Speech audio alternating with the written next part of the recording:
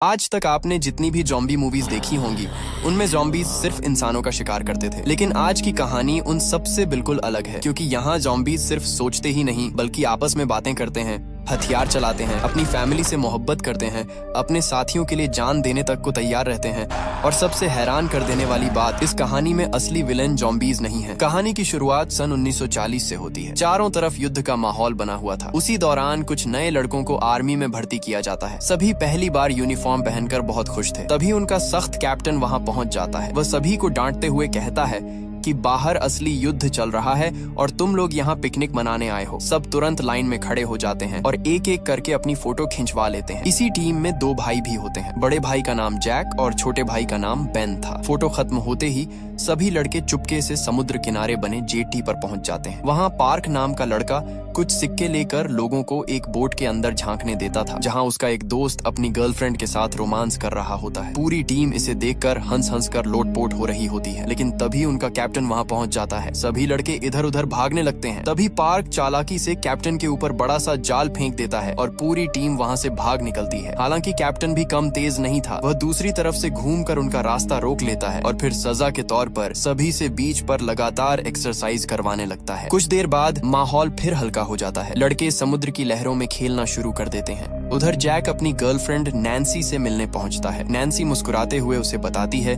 कि वह मां बनने वाली है। ये सुनते ही जैक की खुशी का ठिकाना नहीं रहता। वह तुरंत अपनी जेब से एक अंगूठी निकालता है और नैन्सी को शादी के लिए प्रपोज कर देता है। नैन्सी भी बिना देर किए खुशी खुशी हाँ कह देती है, लेकिन उनकी यह खुशी ज्यादा देर टिक नहीं पाती। तभी एक मछुआरा घबराया हुआ वहाँ दौड़ता हुआ आता है। वह हांफते हुए बताता है कि उसने समुद्र में दुश्मन के कई बड़े जहाज अपनी तरफ बढ़ते हुए देखे हैं। ये खबर सुनते ही जैक का चेहरा गंभीर हो जाता है। दूसरी तरफ थाई आर्मी के बड़े अधिकारी जापानी अफसरों के साथ एक जरूरी मीटिंग कर रहे होते हैं। वहाँ एक साइंटिस्ट सभी के सामने अपनी नई रिसर्च पेश करता है। वह बताता है कि जापान सिर्फ एक देश नहीं बल्कि पूरे एशिया में अपनी ताकत फैलाना चाहता है, लेकिन इसके लिए उन्हें ऐसा हथियार चाहिए जो दुश्मन की पूरी सेना को कुछ ही समय में खत्म कर सके। इतना कहकर वह एक वीडियो चलाता है। उसमें एक कैदी के शरीर में अजीब सा वायरस डाला जाता है। पहले तो वह दर्द से तड़पता है, लेकिन कुछ ही देर बाद उसका पूरा शरीर बदलने लगता है। चेहरा बिगड़ जाता है और वह इंसानों पर टूट पड़ता है। अब वह इंसान नहीं बल्कि एक खतरनाक ज़ॉम्बी बन चुका था। कमरे में बैठे कई अफसर इस एक्सपेरिमेंट से घबरा जाते हैं। उनका कहना था कि ऐसा हथियार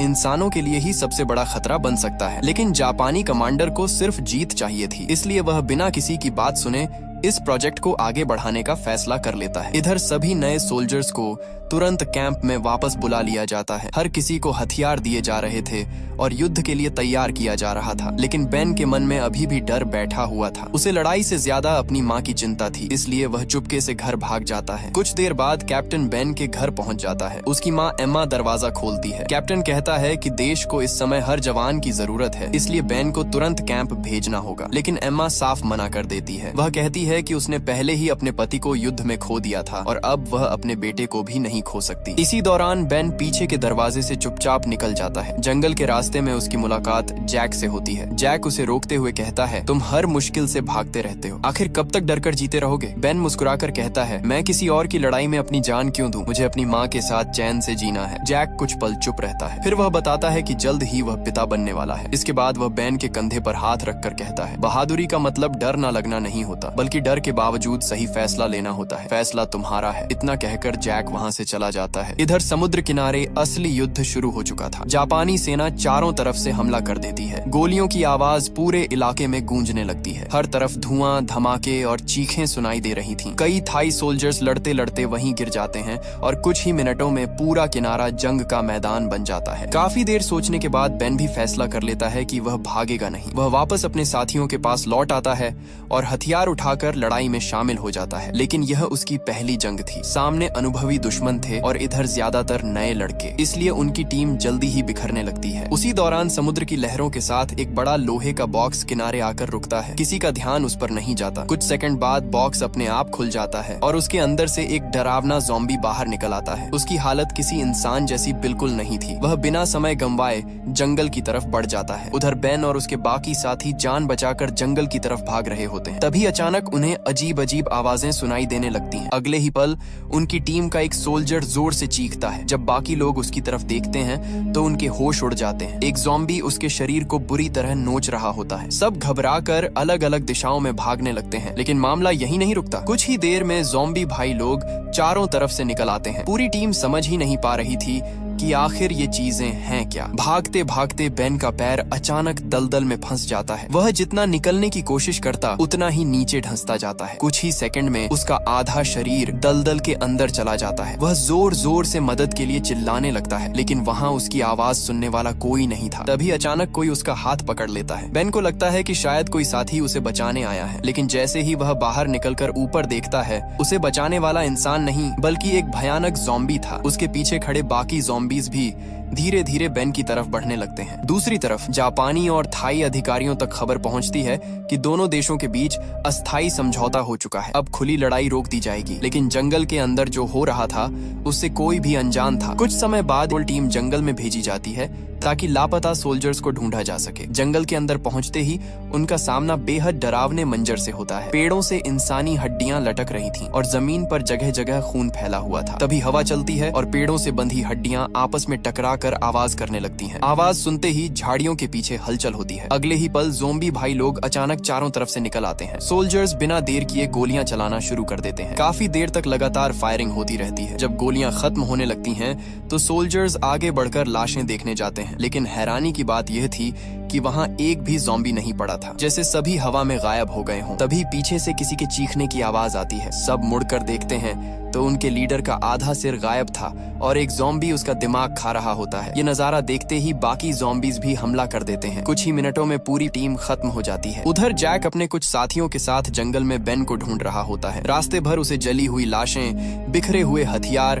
और इंसानी शरीर के टुकड़े दिखाई देते हैं। जंगल के अंदर आगे बढ़ते हुए जैक को किसी की हल्की सी आवाज सुनाई देती है। वह उस आवाज का पीछा करता हुआ एक पुराने गड्ढे तक पहुंचता है। नीचे झांकने पर उसे एक सोल्जर दिखाई देता है जो मदद के लिए हाथ हिला रहा था। जैक बिना देर किए पास के पेड़ से रस्सी बांधता है और धीरे धीरे नीचे उतरने लगता है। जैसे ही वह नीचे पहुंचता है, वह सोल्जर अचानक उसकी तरफ मुड़ जाता है। उसका चेहरा आधा फटा हुआ था। अगले ही पल वह ज़ॉम्बी बनकर जैक पर टूट पड़ता है। जैक किसी तरह उसे धक्का देता है और पास पड़ा नुकीला डंडा उठाकर उसके सिर में घुसा देता है। लेकिन हैरानी की बात यह थी कि इतना होने के बाद भी ज़ॉम्बी मरता नहीं। वह फिर से उठकर जैक का पैर पकड़ लेता है और उसे नीचे खींचने लगता है। जैक पूरी ताकत से रस्सी पकड़कर ऊपर चढ़ने की कोशिश करता है। तभी जैक की जेब से उसकी पुरानी पॉकेट वॉच नीचे गिर जाती है। उसी पल उसकी नजर पास पड़ी जलती हुई लकड़ी पर जाती है। वह तुरंत उसे उठाकर ज़ॉम्बी के ऊपर दे मारता है। आग लगते ही ज़ॉम्बी दर्द से जोर जोर से चीखने लगता है। कुछ ही सेकंड में उसका पूरा शरीर जलकर खत्म हो जाता है। जैक किसी तरह गड्ढे से बाहर निकल आता है, लेकिन इस दौरान आग की चिंगारी उसकी एक आंख को भी जला देती है। दर्द से कराहते हुए वह कुछ दूर जाकर बेहोश हो जाता है। जब उसकी आंख खुलती है तो वह खुद को समुद्र किनारे पड़ा हुआ पाता है। आसपास इंसानों की बिखरी हुई लाशें थीं। तभी उसकी नजर एक उड़ती हुई तितली पर पड़ती है और अचानक उसके दिमाग में कुछ टूटी फूटी यादें चमकने लगती हैं। उसे याद आता है कि कुछ देर पहले वही ज़ॉम्बी उसे काट चुका था। अगले ही पल उसे और भी भयानक सच्चाई याद आती है। वह खुद इंसानों पर हमला कर रहा था। ज़ॉम्बी भाई लोग के साथ मिलकर वह लोगों को नोच नोच कर खा रहा था। एक छोटी बच्ची भी उसके सामने आ गई थी और उसने उसे भी नहीं छोड़ा। ये सब याद आते ही जैक जोर से चीख पड़ता है। दूसरी तरफ जापानी साइंटिस्ट अपनी लैब में पुराने टेस्ट की रिपोर्ट देख रहा होता है। वह बाकी अफसरों को समझाता है कि यह कोई आम वायरस नहीं है। पहले इसे जानवरों पर आजमाया गया था। जो बच गए उनकी ताकत कई गुना बढ़ गई, लेकिन उनके अंदर इंसानों का मांस खाने की खतरनाक भूख भी पैदा हो गई। बाद में यही वायरस इंसानों पर टेस्ट किया गया और नतीजा सबके सामने था। वह आगे बताता है कि इस वायरस की सबसे अजीब बात यह है कि ज़ॉम्बी दूसरे ज़ॉम्बीज पर हमला नहीं करते। उन्हें सिर्फ इंसानी मांस चाहिए। यानी एक बार कोई इंसान बदल गया तो वह इस झुंड का हिस्सा बन जाता है। यही वजह थी कि जंगल में उनकी तादाद लगातार बढ़ती जा रही थी। उधर जैक को जमीन पर एक पुरानी पॉकेट वॉच दिखाई देती है। वह उसे उठाता है तो अंदर अपने परिवार की तस्वीर देखकर कुछ पल के लिए उसकी आंखें भर आती हैं। उसे अपने बचपन, अपनी माँ और अपने छोटे भाई बेन की याद आने लगती है। इसी दौरान मिलिट्री कैंप में नैन्सी घायलों का इलाज कर रही होती है। तभी जैक का एक साथी वहाँ पहुंचकर बताता है कि उसने बेन को आखिरी बार जंगल में देखा था। ये सुनते ही जैक बेचैन हो जाता है। उसे यकीन हो जाता है कि उसका भाई शायद अभी भी जिंदा है। कुछ देर बाद जैक और उसके कमांडर की मुलाकात जापानी अधिकारियों से होती है। वहीं साइंटिस्ट पहली बार सच बताता है कि जंगल में घूम रहे मॉन्स्टर्स कोई अलौकिक जीव नहीं बल्कि उसी वायरस से बने ज़ॉम्बीज हैं। ये सुनते ही कमरे में सन्नाटा छा जाता है। उधर जंगल की एक अंधेरी गुफा में बेन धीरे धीरे अपनी आंखें खोलता है। उसके आसपास कई ज़ॉम्बीज बैठे थे। तभी उनका लीडर एक मरा हुआ जानवर घसीट कर लाता है। अगले ही पल ज़ॉम्बी भाई लोग उस शिकार पर ऐसे टूट पड़ते हैं जैसे कई दिनों से भूखे हों। बेन चुपचाप गुफा के एक कोने में बैठा सब कुछ देख रहा था। इसी दौरान उनका लीडर पार्क धीरे धीरे गुफा के अंदर आता है। बाकी सभी ज़ॉम्बीज तुरंत शांत होकर पीछे हट जाते हैं। पार्क किसी इंसान की तरह सोच भी सकता था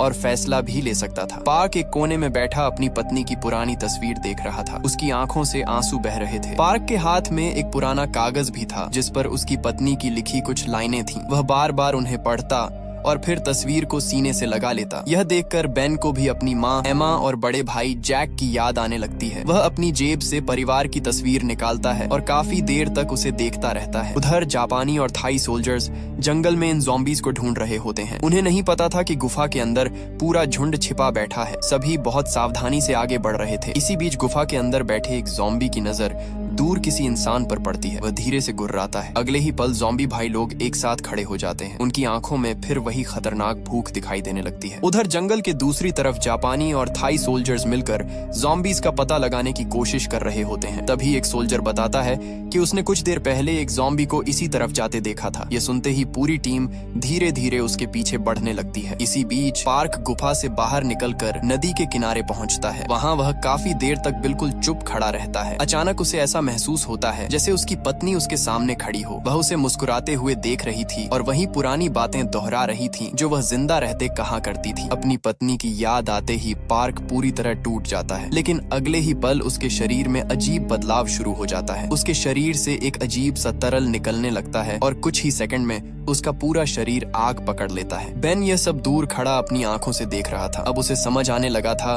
कि जब कोई ज़ॉम्बी अपनी भावनाओं पर काबू नहीं रख पाता तब उसके साथ यही होता है। दूसरी तरफ गुफा में बाकी ज़ॉम्बीज आपस में बात कर रहे होते हैं। उनमें से एक कहता है कि जानवरों का मांस खाने से भी उसकी भूख नहीं मिट रही, उसे इंसानी मांस चाहिए। दूसरा ज़ॉम्बी भी उसकी बात से सहमत हो जाता है। लेकिन एक ज़ॉम्बी उन्हें रोकते हुए कहता है कि अब और इंसानों को नहीं खाना चाहिए। उसकी यह बात सुनकर बाकी ज़ॉम्बीज उस पर भड़क जाते हैं। उधर जंगल में आगे बढ़ रही टीम आखिरकार एक अकेले ज़ॉम्बी तक पहुंच जाती है। जापानी कमांडर जानबूझकर अपने हाथ पर हल्का सा कट लगा लेता है ताकि खून की गंध उसे अपनी तरफ खींच सके। जैसा उसने सोचा था बिल्कुल वैसा ही होता है। ज़ॉम्बी धीरे धीरे उसकी तरफ बढ़ने लगता है। जैसे ही ज़ॉम्बी करीब पहुंचता है छिपे हुए सोल्जर्स अचानक बाहर निकल आते हैं। वे खास हारपून की मदद से उसे जकड़ लेते हैं। पकड़े गए ज़ॉम्बी को मिलिट्री बेस में लाकर एक मजबूत लोहे के पिंजरे में बंद कर दिया जाता है। उसके हाथ पैर जंजीरों से बांध दिए जाते हैं ताकि वह किसी पर हमला न कर सके। इसके बावजूद वह लगातार छूटने की कोशिश करता रहता है। जापानी साइंटिस्ट उसे मारना नहीं चाहता था। उसका मकसद इस वायरस के बारे में ज्यादा से ज्यादा जानकारी जुटाना था, इसलिए वह बार बार उसके शरीर का निरीक्षण करता है। दूसरी तरफ जैक यह सब देखकर बिल्कुल खुश नहीं था। वह कहता है अगर इसे मारना है तो जल्दी मार दो, इस तरह तड़पाना गलत है। लेकिन किसी ने उसकी बात नहीं सुनी। तभी अचानक ज़ॉम्बी अपने शरीर में धंसा हुआ हारपून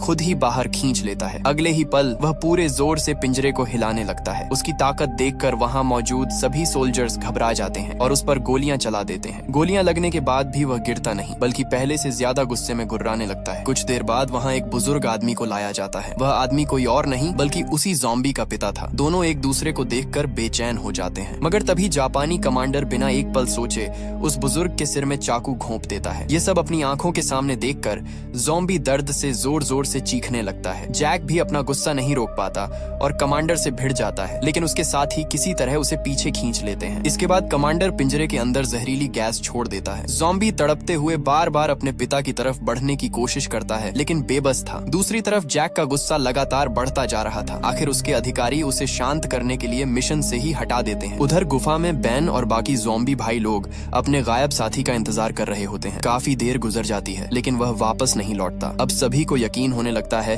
कि उसके साथ कुछ बहुत बुरा हुआ है, इसलिए पूरा झुंड उसे ढूंढने के लिए गुफा से बाहर निकलने का फैसला करता है। वे जंगल में उसके निशान तलाश कर रहे थे। बेन भी उनके साथ था, लेकिन उसके दिमाग में बार बार अपने परिवार की तस्वीर घूम रही थी। रास्ते में चलते हुए ज़ॉम्बीज आपस में बातें करने लगते हैं। कोई कहता है कि अगर उसे जबरदस्ती आर्मी में भर्ती न किया गया होता तो आज वह अपने पिता की दुकान संभाल रहा होता। दूसरा कहता है कि उसका सपना वकील बनने का था। तीसरा मुस्कुराकर कहता है कि वह नौकरी करके अपनी माँ का सहारा बनना चाहता था। उधर पास के एक गांव में लोग पूजा कर रहे होते हैं। सभी अपने परिवार की सलामती की दुआ मांग रहे थे। किसी को जरा भी अंदाजा नहीं था कि खतरा धीरे धीरे उसी गांव की तरफ बढ़ रहा है। इसी दौरान नैन्सी रात के समय अपनी साइकिल से घर लौट रही होती है। अचानक उसकी साइकिल की लाइट बंद हो जाती है। वह रुककर उसे ठीक करने लगती है। तभी उसे सामने कोई चलता हुआ दिखाई देता है। पहले तो उसे लगता है कि शायद कोई इंसान है, लेकिन अगले ही पल वह डर कर चीख पड़ती है, क्योंकि सामने खड़ा शरीर बुरी तरह क्षत विक्षत था। दूसरी तरफ ज़ॉम्बी भाई लोग गांव में पहुंच जाते हैं। कुछ ही पलों में वहां अफरा तफरी मच जाती है। लोग जान बचाकर भागने लगते हैं। इसी बीच एक औरत अपने पति को पहचान लेती है, लेकिन वह अब इंसान नहीं बल्कि ज़ॉम्बी बन चुका था। वह ज़ॉम्बी अपनी पत्नी और छोटी बेटी के पीछे बढ़ता है। दोनों डर कर पीछे हट जाती हैं। तभी छोटी बच्ची गिर पड़ती है। ज़ॉम्बी उसके बिल्कुल पास पहुंच जाता है, लेकिन हमला करने के बजाय वहीं रुक जाता है। उसकी आंखों में गुस्से की जगह अपनापन दिखाई दे रहा था। बच्ची धीरे धीरे अपने पिता के पास जाती है और उसके चेहरे को छू लेती है। ज़ॉम्बी भी कांपते हुए अपना हाथ उसकी तरफ बढ़ाता है। गांव के दूसरी तरफ जैक अभी भी उस परिवार के पीछे चल रहा होता है, जहां एक ज़ॉम्बी अपनी पत्नी और बेटी के सामने खड़ा था। तभी अचानक जापानी टास्क फोर्स वहां पहुंच जाती है। वे बिना कुछ सोचे उसी ज़ॉम्बी को पकड़ने के लिए हारपून चलाते हैं, लेकिन उनका निशाना बिगड़ जाता है। हारपून सीधे उसकी पत्नी और छोटी बेटी को जा लगता है। दोनों वहीं गिर पड़ती हैं। ये मंजर देखते ही ज़ॉम्बी दर्द से जोर से चीख उठता है। अगले ही पल जंगल के अलग अलग कोनों से ज़ॉम्बी भाई लोग उसकी आवाज सुनकर वहां पहुंचने लगते हैं। जापानी सोल्जर्स तुरंत फायरिंग शुरू कर देते हैं, लेकिन तभी थाई कमांडर उन ज़ॉम्बीज को ध्यान से देखता है। वह समझ जाता है कि ये कोई अजनबी नहीं बल्कि उसी के अपने सोल्जर्स हैं, जिन्हें इस वायरस ने बदल दिया है। यह देखकर उसका गुस्सा जापानी टीम पर फूट पड़ता है। वह अपने आदमियों के साथ जापानी सोल्जर्स पर ही गोलियां चला देता है। देखते ही देखते दोनों तरफ जबरदस्त गोलीबारी शुरू हो जाती है। इस लड़ाई में थाई कमांडर का साथी सबसे पहले मारा जाता है। कुछ ही देर बाद खुद कमांडर भी गोलियां लगने से जमीन पर गिर पड़ता है। मरने से पहले उसकी नजर बेन पर पड़ती है, जो बाकी ज़ॉम्बीज के बीच खड़ा था। वह उसे पहचान लेता है और आखिरी बार उसे वहां से भाग जाने का इशारा करता है, लेकिन बेन वहीं खड़ा रह जाता है। उसकी आंखों के सामने उसका कमांडर हमेशा के लिए दम तोड़ देता है। इसी दौरान जैक भी वहां पहुंच जाता है। उसके सामने कई ज़ॉम्बीज इंसानी लाशों को नोच रहे थे। तभी उसकी नजर बेन पर पड़ती है। अपने छोटे भाई को उस हालत में देखकर जैक को यकीन हो जाता है कि अब बेन भी पूरी तरह ज़ॉम्बी बन चुका है। बिना देर किए जैक अपनी राइफल उठाता है और बेन पर गोली चला देता है। गोली उसके कंधे में लगती है। बेन दर्द से पीछे हट जाता है और अपने भाई का नाम लेकर उसे रोकने की कोशिश करता है, लेकिन जैक दूसरी गोली भी चला देता है। इस बार बेन पीछे की तरफ लड़खड़ाता हुआ पहाड़ी से नीचे जा गिरता है। नीचे गिरने के बाद कुछ देर तक बिल्कुल शांत पड़ा रहता है। जैक को पूरा यकीन हो जाता है कि अब उसका भाई नहीं बचा, लेकिन अगले ही पल नीचे से हलचल होती है। बेन धीरे धीरे उठता है और लड़खड़ाते हुए फिर से जैक की तरफ बढ़ने लगता है। जैक एक पल के लिए पूरी तरह हैरान रह जाता है। उसने अपनी आंखों से देखा था कि गोलियां बेन को लगी थीं, लेकिन फिर भी वह जिंदा खड़ा था। तभी बेन धीमी आवाज में अपने भाई का नाम लेने की कोशिश करता है। उसकी जुबान ठीक से साथ नहीं दे रही थी। इसी दौरान जैक के सामने एक और ज़ॉम्बी आ जाता है और उस पर हमला कर देता है। दोनों के बीच हाथापाई शुरू हो जाती है। जैक पूरी कोशिश करता है कि खुद को बचा सके, लेकिन आखिरकार ज़ॉम्बी उसे काट लेता है। कुछ ही देर में जैक के शरीर में भी वायरस तेजी से फैलने लगता है। दूसरी तरफ जापानी बेस में साइंटिस्ट काइटो लगातार रिसर्च कर रहा होता है। वह एक नई रिपोर्ट तैयार करता है, जिसमें पता चलता है कि ज़ॉम्बी के जलने के बाद बची राख आसपास के पेड़ पौधों पर भी असर डाल रही है। यानी यह वायरस सिर्फ इंसानों तक सीमित नहीं रहा, बल्कि धीरे धीरे प्रकृति में भी फैलने लगा था। काइटो तुरंत यह जानकारी नाकामुरा जूनियर को देता है। वह साफ कहता है कि अगर अभी भी इस वायरस को नहीं रोका गया तो आने वाले समय में हालात किसी के बस में नहीं रहेंगे, लेकिन उसकी बात को गंभीरता से नहीं लिया जाता। उधर अगले दिन बचे हुए सभी सिविलियंस को एक सुरक्षित जगह इकट्ठा किया जाता है। नैन्सी, एमा और बाकी परिवार भी वहीं मौजूद थे। तभी जापानी सोल्जर्स नए भर्ती हुए लड़कों की तस्वीरें लेकर आते हैं ताकि उनके परिवार परिवार उनकी पहचान कर सकें। जैसे जैसे लोग अपने बेटों की तस्वीरें देखते हैं, पूरा माहौल चीखों और आंसुओं से भर जाता है। लेकिन किसी को यह नहीं पता था कि असली खतरा अभी बाकी था। उधर जापानी कमांडर अपने अधिकारियों के साथ गुप्त मीटिंग करता है। वह साफ कहता है कि अब कोई भी गवाह जिंदा नहीं बचना चाहिए। जो कुछ जंगल में हुआ उसकी खबर बाहर नहीं जानी चाहिए। इसलिए वहां मौजूद सभी सिविलियंस को भी खत्म करने का फैसला लिया जाता है। ये सुनकर थाई कमांडर इसका विरोध करता है, लेकिन उसे बता दिया जाता है कि ऊपर से यही आदेश मिला है। दूसरी तरफ गुफा में बेन बाकी ज़ॉम्बीज के साथ बैठा होता है। तभी कुछ ज़ॉम्बीज एक घायल इंसान को घसीटते हुए अंदर लाते हैं और उस पर हमला करने लगते हैं। बेन जैसे ही उस इंसान का चेहरा देखता है वह उसे पहचान लेता है। वह उसका पुराना साथी था जिसके साथ उसने ट्रेनिंग की थी। यह देखकर बेन का गुस्सा फूट पड़ता है। वह बाकी ज़ॉम्बीज को रोकने की कोशिश करता है, लेकिन कोई उसकी बात नहीं सुनता। अगले ही पल कई ज़ॉम्बीज उसी पर टूट पड़ते हैं। गुफा के अंदर जबरदस्त लड़ाई शुरू हो जाती है। बेन पूरी ताकत से उनका मुकाबला करता है, लेकिन सामने एक साथ कई ज़ॉम्बीज थे। उसी समय जैक भी वहां पहुंच जाता है। वह देखता है कि बेन अकेला कई ज़ॉम्बीज से लड़ रहा है। बिना देर किए जैक भी लड़ाई में कूद पड़ता है। कुछ ही मिनटों में जैक अपनी ताकत से कई ज़ॉम्बीज को दूर फेंक देता है। अब उसके अंदर भी वायरस पूरी तरह फैल चुका था। उसकी ताकत पहले से कई गुना बढ़ चुकी थी। ये देखकर बाकी ज़ॉम्बीज धीरे धीरे उसके सामने रुक जाते हैं। फिर एक एक करके सभी उसके सामने सिर झुका देते हैं। इसी दौरान एक घायल ज़ॉम्बी भागता हुआ गुफा में पहुंचता है। वह बताता है कि जापानी सोल्जर्स ने उसे पकड़ लिया था और उसके साथ बहुत बुरा व्यवहार किया। किसी तरह वह वहां से बचकर निकला है। वह यह भी बताता है कि अब उनके परिवारों की जान खतरे में है और सिविलियंस को मारने की तैयारी चल रही है। ये सुनते ही जैक फैसला कर लेता है कि वह चुप नहीं बैठेगा। दूसरी तरफ बेन को शक होता है कि कहीं यह सब उन्हें बाहर निकालने का जाल तो नहीं। लेकिन जब बात अपने परिवार की आती है तो जैक एक पल भी इंतजार करने के लिए तैयार नहीं होता। उधर जंगल के बीच सिविलियंस को यह कहकर आगे ले जाया जा रहा होता है कि उनके लिए सुरक्षित जगह तैयार की गई है, लेकिन असलियत कुछ और ही थी। जापानी सोल्जर्स पहले से अलग अलग जगह छिपकर बैठे थे और सही मौके का इंतजार कर रहे थे। इसी बीच नाकामुरा का बेटा अपने पिता को समझाने की कोशिश करता है कि यह फैसला गलत है, लेकिन नाकामुरा उसकी एक भी बात नहीं सुनता। उसके लिए मिशन सबसे ऊपर था और वह किसी भी कीमत पर इस राज को बाहर नहीं जाने देना चाहता था। दूसरी तरफ जैक, बेन और बाकी ज़ॉम्बीज भी उसी तरफ बढ़ रहे होते हैं। जैसे ही वे वहां पहुंचते हैं, सामने खड़े सिविलियंस अपने बेटों और अपनों को उस हालत में देखकर पूरी तरह टूट जाते हैं। लेकिन अगले ही पल नाकामुरा अपने सोल्जर्स को फायरिंग का आदेश दे देता है। अचानक चारों तरफ गोलियां चलने लगती हैं। कई बेगुनाह लोग वहीं गिर पड़ते हैं। पूरा इलाका चीखों और गोलियों की आवाज से गूंज उठता है। ये मंजर देखकर बेन अपनी माँ एमा की तरफ भागता है, जबकि जैक सीधे नैन्सी के पास पहुंच जाता है। दोनों भाई अपने सबसे करीब लोगों को बचाने की कोशिश कर रहे थे, लेकिन बहुत देर हो चुकी थी। हर तरफ अफरा तफरी मची हुई थी। नैन्सी की हालत तेजी से बिगड़ने लगती है। उसे खोने का डर जैक को अंदर तक तोड़ देता है। काफी देर सोचने के बाद वह एक ऐसा फैसला करता है जिसे लेने की उसने कभी कल्पना भी नहीं की थी। वह नैन्सी को काट देता है ताकि शायद वह भी ज़ॉम्बी बनकर जिंदा रह सके। उसी समय नाकामुरा छिपा हुआ बटन दबा देता है। जमीन के नीचे छिपा एक विशाल लोहे का पिंजरा अचानक ऊपर आ जाता है और जैक, बेन के साथ बाकी ज़ॉम्बी भाई लोग उसके अंदर कैद हो जाते हैं। बाहर खड़े जापानी सोल्जर्स को लग रहा था कि अब यह खतरा हमेशा के लिए खत्म हो जाएगा। इसी दौरान एक सोल्जर पिंजरे का लॉक पूरी तरह बंद करने आगे बढ़ता है। तभी अंदर मौजूद एक ज़ॉम्बी उसका हाथ पकड़ लेता है और उसे काट लेता है। वह किसी तरह खुद को छुड़ाकर अपनी टीम की तरफ भागता है, लेकिन कुछ ही मिनटों में वायरस अपना असर दिखाना शुरू कर देता है। सभी के सामने उसका शरीर बदलने लगता है और वह अपने ही साथियों पर हमला कर देता है। ये देखकर नाकामुरा बिना एक पल गंवाए अपनी तलवार निकालता है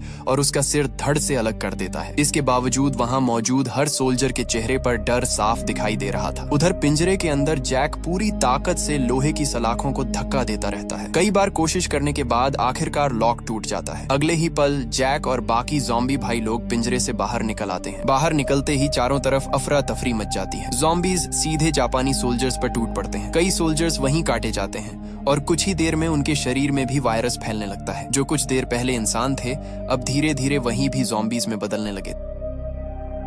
हालात हाथ से निकलते देखकर नाकामुरा घबरा जाता है। वह लगातार 2 ग्रेनेड फेंकता है। जोरदार धमाके से कई ज़ॉम्बीज वहीं गिर जाते हैं, लेकिन बाकी रुकने वाले नहीं थे। धुएं और आग का फायदा उठाकर कई ज़ॉम्बीज जंगल की तरफ निकल जाते हैं। दूसरी तरफ नैन्सी धीरे धीरे अपने अंदर हो रहे बदलाव को महसूस कर रही थी। जैक उसकी तरफ देखता है और जमीन पर पड़े एक मरे हुए सोल्जर की तलवार उठा लेता है। जंगल के अंदर चारों तरफ भगदड़ मची हुई थी। जापानी सोल्जर्स अपनी जान बचाने के लिए इधर उधर भाग रहे थे, जबकि जैक और बाकी बाकी ज़ॉम्बी भाई लोग उनका पीछा कर रहे थे। अब हालात पूरी तरह उनके कंट्रोल से बाहर निकल चुके थे। दूसरी तरफ नाकामुरा जल्दी जल्दी अपना फ्लेम थ्रोअर उठाता है। उसे अच्छी तरह पता था कि आग ही ज़ॉम्बीज को रोक सकती है, लेकिन जैसे ही वह उसे चलाने की कोशिश करता है, मशीन काम ही नहीं करती। कुछ देर पहले हुई भाग दौड़ में उसमें मिट्टी भर चुकी थी और फ्लेम थ्रोअर पूरी तरह जाम हो गया था। ये देखते ही ज़ॉम्बीज उस पर टूट पड़ते हैं। कुछ ही पलों में वे उसे नीचे गिरा देते हैं और बुरी तरह काटने लगते हैं। कुछ ही देर बाद नाकामुरा भी उसी वायरस का शिकार बन जाता है। इसी दौरान बेन वहां पहुंचता है। जमीन पर पड़ा फ्लेम थ्रोअर उसकी नजर में आ जाता है। वह उसे उठा लेता है और गुफा के बाहर जाकर खड़ा हो जाता है। उसी समय जैक और बाकी ज़ॉम्बीज धीरे धीरे बाहर निकलने लगते हैं। बेन अपने भाई को ध्यान से देखता है, फिर कांपती हुई आवाज में उसे पुकारता है। उसकी आवाज सुनते ही जैक कुछ पल के लिए रुक जाता है। वह अपने छोटे भाई की तरफ देखता है और चुपचाप उसे सैल्यूट करता है। बेन की आंखों से आंसू बहने लगते हैं। अगले ही पल वह फ्लेम थ्रोअर चला देता है। आग की तेज लपटें जैक और उसके पीछे खड़े सभी ज़ॉम्बीज को अपनी चपेट में ले लेती हैं। जैक वहीं खड़ा अपने छोटे भाई को देख रहा था। उसके चेहरे पर अब कोई गुस्सा नहीं था। बेन लगातार रो रहा था, लेकिन अब उसके पास कोई दूसरा रास्ता भी नहीं बचा था। धीरे धीरे जैक आग की लपटों में गायब होने लगता है। उसके साथ बाकी ज़ॉम्बीज भी एक एक करके जलने लगते हैं। कुछ ही देर में पूरा इलाका शांत हो जाता है। इसके बाद कहानी हमें कुछ साल पीछे ले जाती है। उस समय जैक और बेन दोनों छोटे बच्चे थे। दोनों हर वक्त साथ खेलते, एक दूसरे से लड़ते और फिर कुछ ही मिनटों बाद वापस दोस्त बन जाते। उनकी शरारतों से पूरा घर गूंजता रहता था। उनके पिता हमेशा चाहते थे कि बड़े होकर दोनों बहादुर सोल्जर्स बने और अपने देश की सेवा करें। जैक को यह सपना पसंद था, लेकिन बेन का मन कभी भी इस रास्ते पर नहीं था। वह हमेशा एक शांत जिंदगी चाहता था, जहां युद्ध, हथियार और खून खराबा न हो। वक्त के साथ दोनों भाइयों ने अलग अलग रास्ते चुन लिए। जैक ने अपने फर्ज को सबसे ऊपर रखा, जबकि बेन हमेशा लड़ाई से दूर रहना चाहता था। लेकिन किस्मत ने आखिर दोनों को उसी युद्ध के मैदान में ला खड़ा किया, जहाँ उन्हें एक दूसरे के खिलाफ सबसे कठिन फैसला लेना पड़ा। इस पूरी घटना ने सिर्फ दो भाइयों की जिंदगी नहीं बदली, बल्कि यह भी दिखा दिया कि युद्ध में जीतने वाला भी बहुत कुछ हार जाता है। कभी कभी असली दुश्मन सामने खड़ा इंसान नहीं, बल्कि वह नफरत होती है जो इंसानों को एक दूसरे के खिलाफ खड़ा कर देती है। इसी दर्द भरे अंत के साथ यह कहानी यहीं खत्म हो जाती है। अब आप कमेंट करके जरूर बताइए, अगर आप बेन की जगह होते तो अपने परिवार को बचाने के लिए इतना बड़ा फैसला लेते या नहीं। और हाँ, अगर वीडियो पसंद आई हो तो इसे लाइक जरूर करना। ऐसे ही शानदार मूवी एक्सप्लेनेशन देखने के लिए चैनल को सब्सक्राइब करना बिल्कुल मत भूलना। साथ ही बेल आइकॉन भी दबा देना, ताकि अगली इंटरेस्टिंग कहानी आपसे मिस न हो। मिलते हैं अगली जबरदस्त मूवी के साथ।